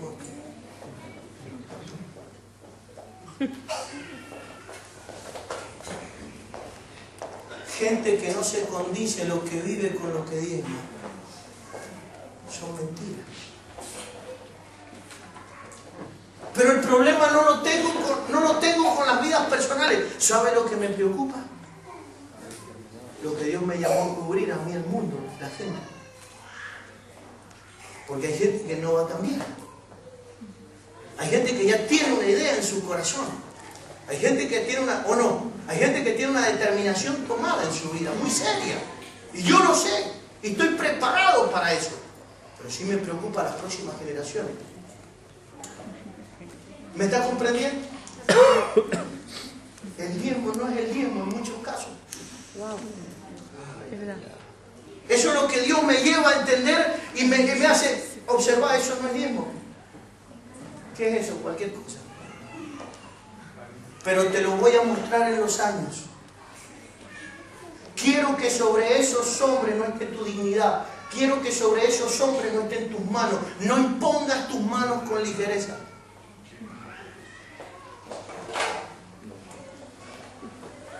Y usted va a decir, pero apóstol, ¿por qué? Estamos haciendo una tarea mundial. A lo mejor hay gente que está acostumbrada a vivir un tipo de evangelio porque lo vivió de una manera, porque se acostumbró o lo ganaron ya de una forma. Pero nosotros estamos en una tarea mundial muy seria. Amén. Yo necesito todo el respaldo del cielo. Amén. Para que cuando pisemos una tierra, Dios nos abra la Aleluya. tierra. Estamos Amén. jugando. Amén. Estamos dejando la vida, estamos dejando la sangre en la calle Aleluya. para que Dios nos respalde, para llevar un diseño. Y de repente nos encontramos con hombres que quieren predicar el evangelio, pero son infieles.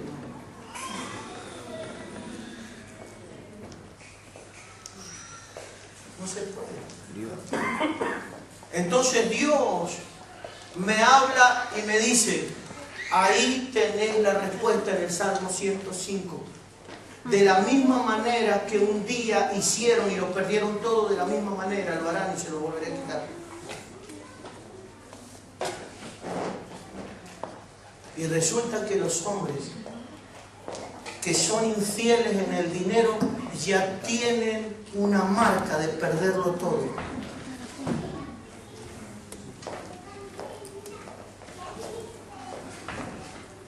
O sea que no es un testigo, son más de uno. Aleluya, Padre. Un miembro de mi iglesia que ya no quiso diezmar porque ganaba mucho, pero yo su mansión. A ver. Un miembro que Dios lo prosperó, llegó a tener mucho, ya no quiso diezmar y a los meses perdió su mansión. Porque el que no le es responsable de Dios, Dios no es responsable con él. Amén.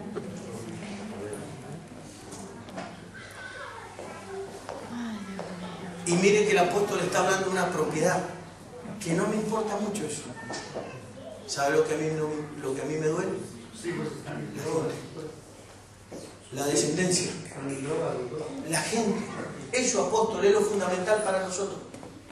Fundamental para nosotros es la gente. Es la gente. Por eso, la próxima generación de hombres de Dios que estén al frente de gente tienen que ser hombres inmaculados en esos principios. Porque estamos hablando de cubrir a la gente en Dios. Estamos hablando de darle a la gente la sombra de vida.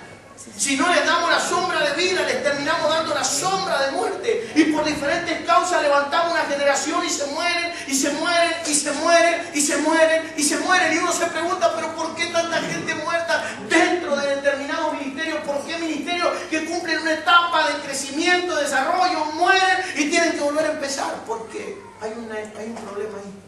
El hermano supo que andaban en droga los hijos, se murió ya con qué fuerza.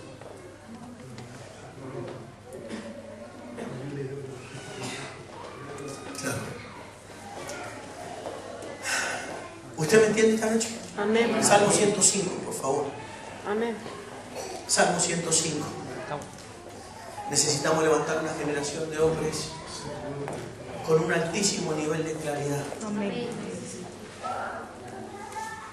Nosotros tenemos que cubrir a la gente en esa dimensión.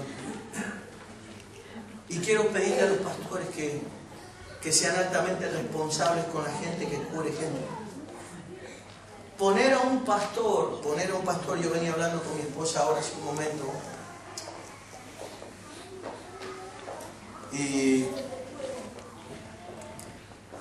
pensaba en que poner a un pastor no quiere decir que porque tenga personas a su alrededor es el pastor. Porque durante años hemos dicho, no, si es pastor si tiene gente. Pero un pastor tiene que tener mucho más que gente.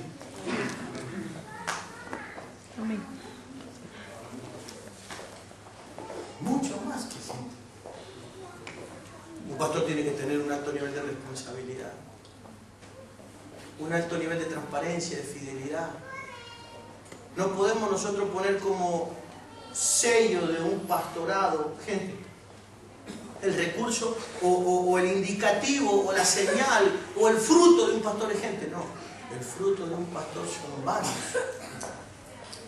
Antiguamente, ¿qué hacíamos? No, una persona tiene un grupo de gente, no, ese es pastor. Lo vamos a poner al frente como pastor. Porque el único requisito que le pusimos es que tuviera gente. Y usted le pregunta la cobertura de ese hombre, y ese hombre diezma. Bueno, cuando puede. Y ese hombre camina en primicia y está en una situación compleja económica. Y ese hombre es un hombre de relación con la paternidad, bueno, está muy lejos. Entonces no es un pastor. Entonces no es un pastor. Ahora, ¿tiene llamado pastoral? Seguramente que lo puede tener, mi hermano amado. Que ese hombre lo puede tener, seguramente que Dios lo ha llamado, seguramente que sí. Pero han pasado tantas cosas en el Evangelio que se han distorsionado tantísimas cosas. Tenemos que tener claro lo que es un hombre de Dios en este tiempo. Y una de las evidencias más grandes de un hombre de Dios es que es fiel ahí. ¿Sabe cuándo? Cuando yo sé que tengo que ser fiel por mi gente. No tengo ni las ganas, ni siento de hacerlo. Pero me levanto y lo hago porque hay gente que depende de mí. Amén. Y si no lo hago, lo termino. ¿Me estás comprendiendo?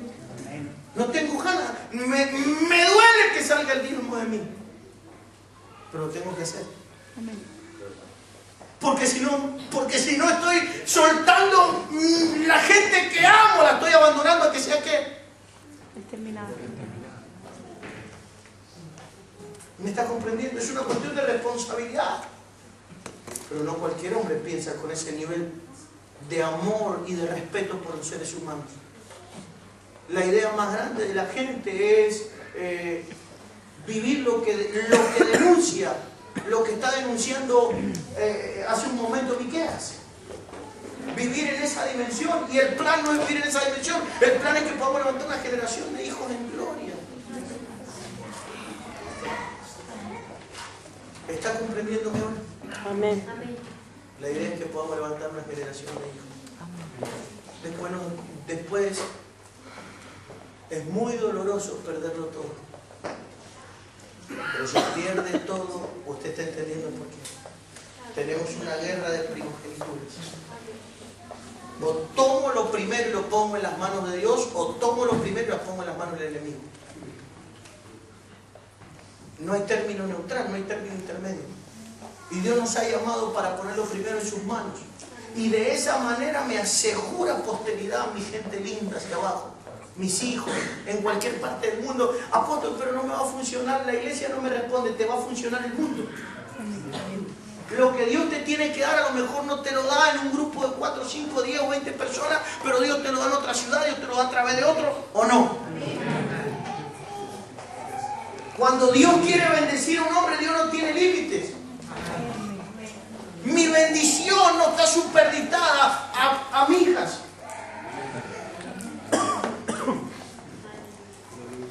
Yo podría quedarme sin iglesia, pero mi economía no se movería.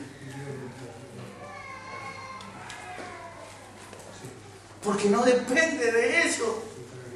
Aleluya. Cuando Dios tiene una plataforma para un ser humano, no depende de 1, de 2, de 3 o 5 personas. Dios, cuando quiere traer la bendición sobre un ser humano, lo trae donde lo tenga que traer. Amén.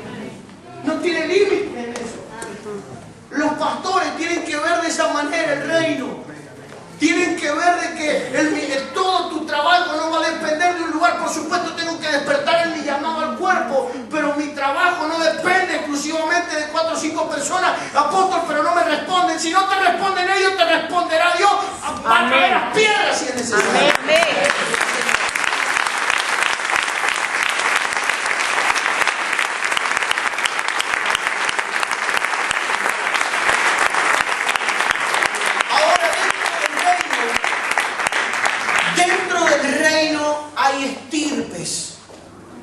¿Se entiende eso? Dentro del reino hay clanes. Amén. reino hay genéticas, como los había 12 dentro del pueblo de Israel. Dentro del reino hay diferentes genéticas. Amén. Usted sabe que no es lo mismo la genética de Rubén que la genética de Judá. No es lo mismo la genética de Neftalí que la genética de Isaacar. No es la misma la genética de José que la genética, por ejemplo, de Simeón. Son genéticas. ¿O no? Amén. ¿Y cuántos queremos que Dios nos relacione con genéticas como la de José? Y de repente dice, pero ¿por qué todo lo que se me pega se parece más a Rubén? ¿Por qué? Por ejemplo, que a José. ¿Por qué? Porque tiene que ver con mí, Con genética. con nuestra genética. Se nos va a pegar conforme a nuestra Genética. genética. También tendré que tener el valor para de alguna manera separarnos de lo que no tiene nuestra genética. Y usted va a decir, ¿por qué? Por fidelidad a la genética. Amén. Porque si no se mezcla. Y hay gente que tiene una genética en el manejo de cosas. Los de Isaacar eran expertos, entendidos en los tiempos. Si tuviéramos que relacionarlo con gente de hoy, son gente como usted, gente de la palabra. Pero después había otro tipo de gente también. ¿O no? En esto usted sabe que hay gente que más vale perderla. ¿Sí o no? Apóstol, ¿es así? O sea, doloroso. En este ambiente lo podemos decir con libertad. Amén. Pero hay gente en el Evangelio que más vale perderla que encontrarla. De verdad, se lo digo de lo más profundo de mi ser y quiero que usted aprenda también a... Ahora, usted, gloria a Dios porque lo encontré.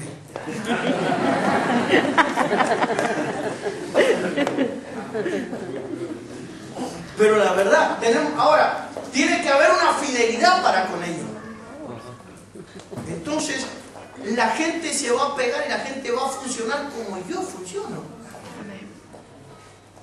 Yo tengo que dar gracias a Dios por, así como digo una cosa, también tengo que reconocer la otra. Tengo que reconocer y dar gracias a Dios por la estirpe de hombres que Dios ha pegado a mi lado. Amén. No solo como hijos, sino también escuche, Dios no conforme con haberme dado hijos en un altísimo nivel de fidelidad. En todos los ámbitos, hasta amigos. En un altísimo nivel de fidelidad. ¿Usted sabe lo que vale eso? Amén. ¿Usted sabe lo que vale eso? No tiene precio. Que cuando usted llama a un lugar, hace un tiempo atrás, uno de los nuestros andaba por Sudamérica y me dijo, me tenían que venir a buscar y no vinieron. Y llamé por teléfono a un amigo, un apóstol multitudinario. Le dije, apóstol, tengo un problema con un muchacho mío que está ahí en el país y está en el aeropuerto y se ha desencontrado con la gente que lo tenía que buscar. Me dijo, ¿dónde está? En tal lado. Me dice, yo voy yo personalmente a buscarlo. Y lo pasó a buscar y al rato le sacó una foto y me dice, mire cómo se está alimentando su hija.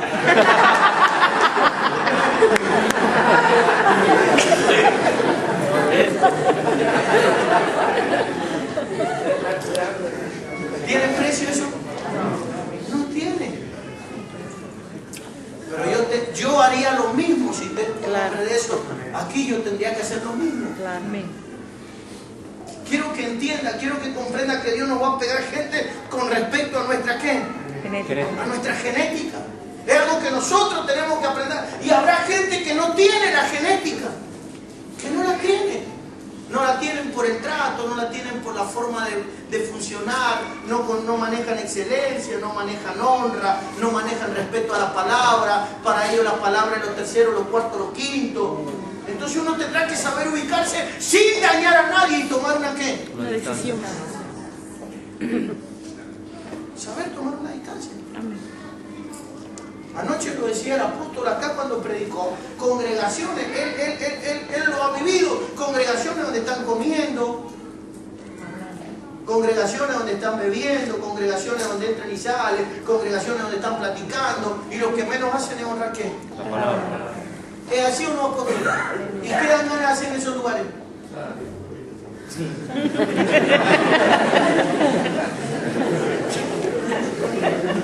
Más claro, échale agua.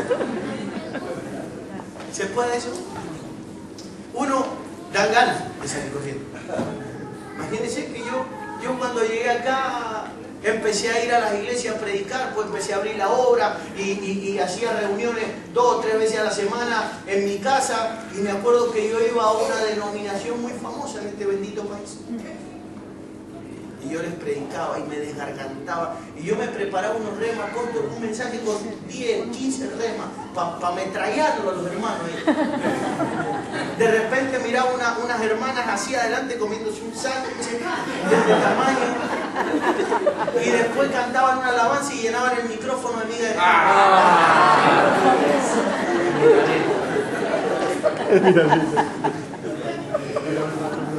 ¿Sabe lo que me dijo el Espíritu Santo?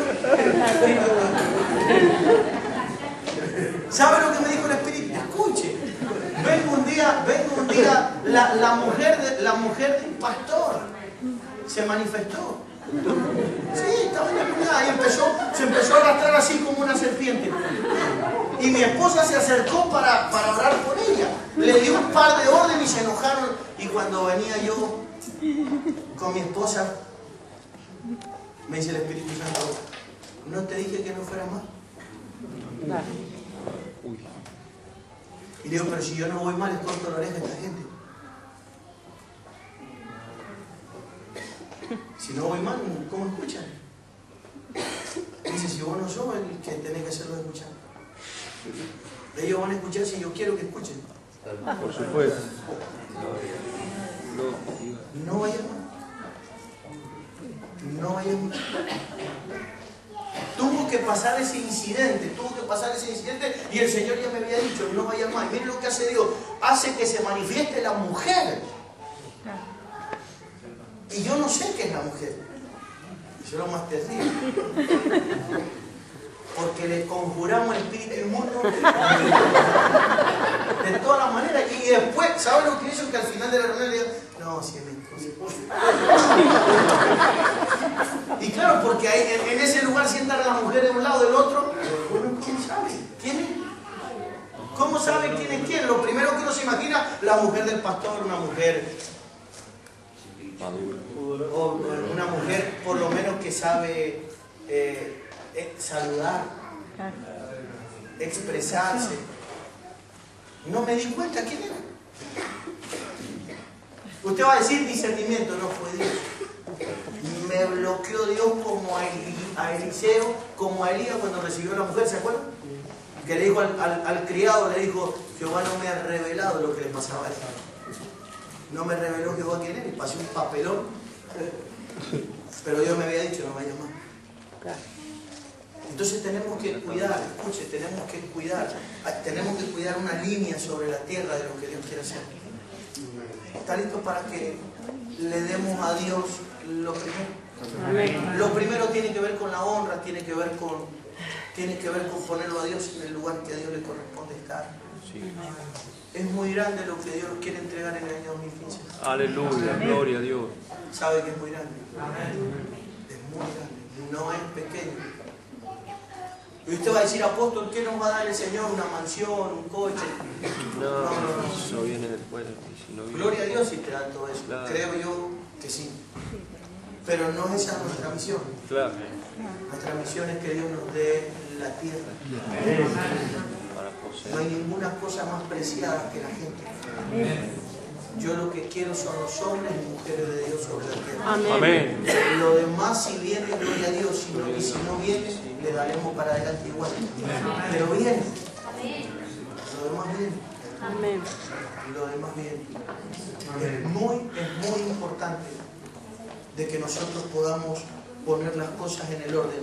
El desorden terminará fomentando la crisis que se desencadenó en Egipto.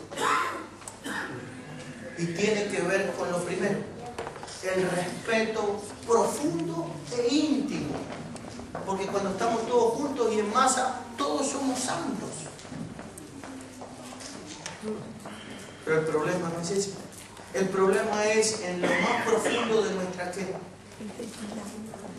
en lo más profundo de nuestra intimidad. Que Dios pueda ser el primero, no en medio de la congregación solamente, sino que Dios pueda ser el primero en lo más profundo de tu intimidad, en lo más profundo de nuestros secretos, en lo más profundo de nuestros pensamientos, que Dios pueda ser el primero. Que tengamos la capacidad para poner prioridades en nuestra familia. ¿Se puede o no? Sí, sí se puede. Aleluya. Hablaba con mi apóstol hace unos días cuando estaba con él. Y veníamos caminando con mi apóstol, habíamos ido a tomar un café y Dios quiso que en la ciudad mía nos encontráramos en el centro con un ministerio de la red nuestra que depende directamente de mi apóstol. Mi apóstol lo cubre a él. Entonces el hombre venía,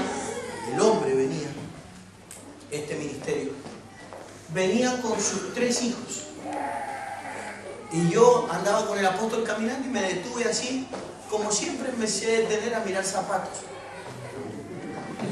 Para comprarle un paraguas. Y me detuve por un momento así a mirar los zapatos.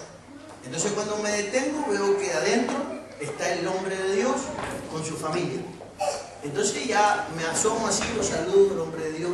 El hombre de Dios sale solo a saludarlo. Y los hijos adentro comprando. Yo no conocía a los hijos, no los conocía a los hijos. Conocía al hombre de Dios, la esposa salió luego, la esposa nos saludó. Y la esposa nos saludó, todo eso. Y de atrás salieron los hijos. Ya con la compra en la mano salieron. Y me llamó la atención que uno de los hijos de este matrimonio le dijo al apóstol: ¿cómo te va, Hugo? Le dijo.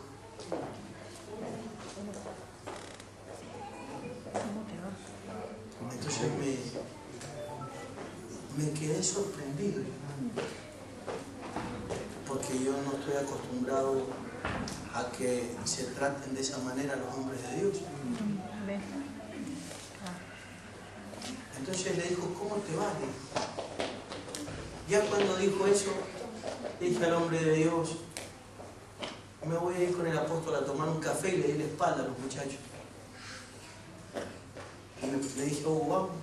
Así que nos fuimos. Y le dije al hombre, le dije a mi apóstol: ¿por qué los hijos de este hombre están tan distantes de nosotros?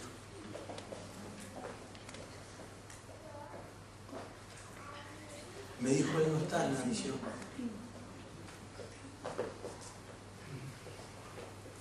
Porque si él estuviera en la visión, no hubiera direccionado a los hijos a la visión.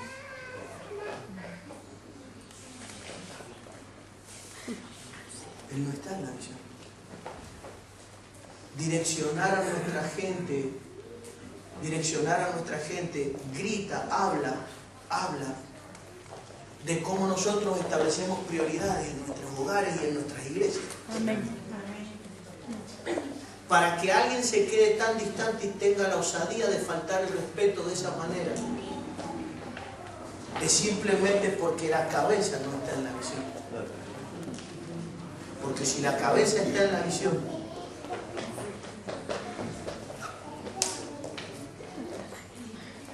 ¿se entiende, no?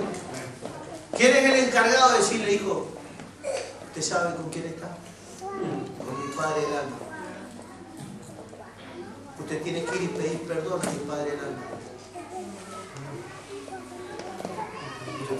Usted tiene que reconocer: usted es mi hijo y yo tengo la obligación de enseñarte obediencia. Amén. Amén.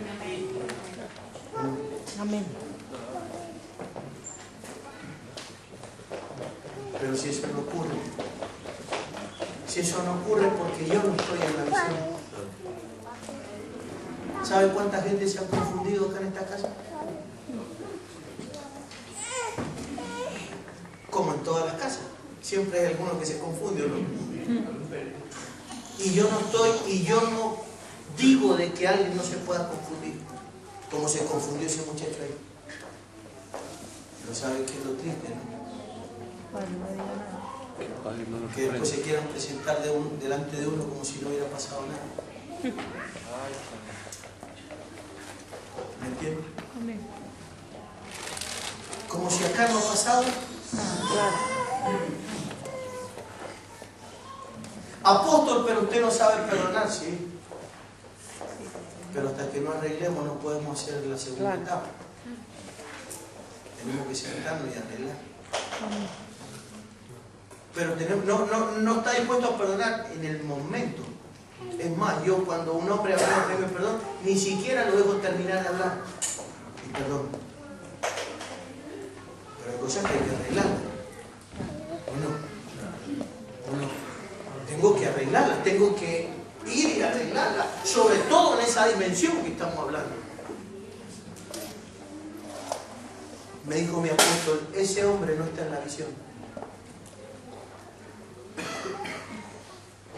Y le dije, qué bueno que me lo ha dicho. Porque yo tenía sueños como mi hermano, yo tenía sueños con él.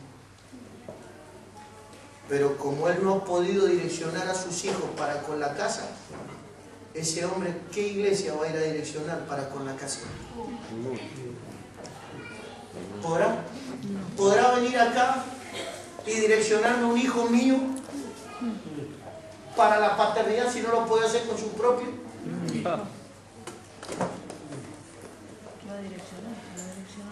¿Me está comprendiendo, no? Amén. Problemas con los hijos podemos tener todos. El problema es que yo le aplaudo a mis hijos el error. Ya.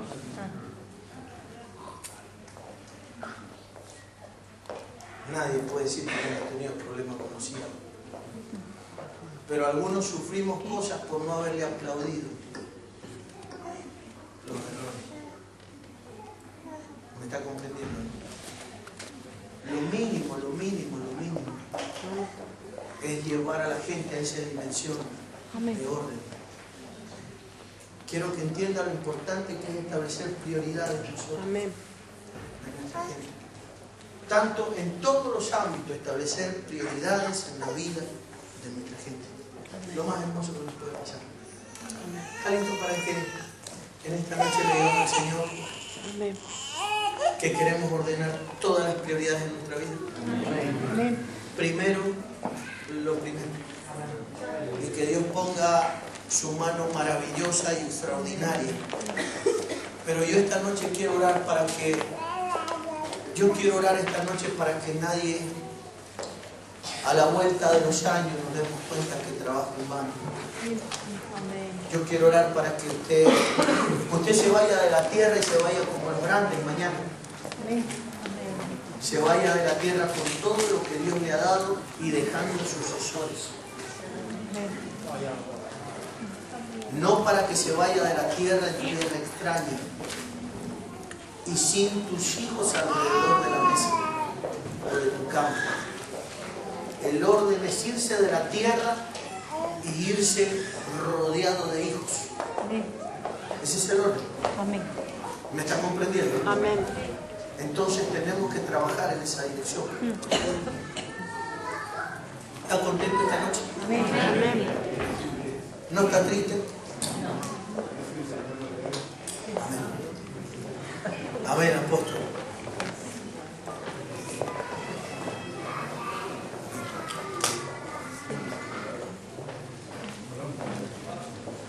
Y si no, tenemos que mandar a alguien que lo viva para que lo enseñe con autoridad. Amén. Amén. Quiero por favor que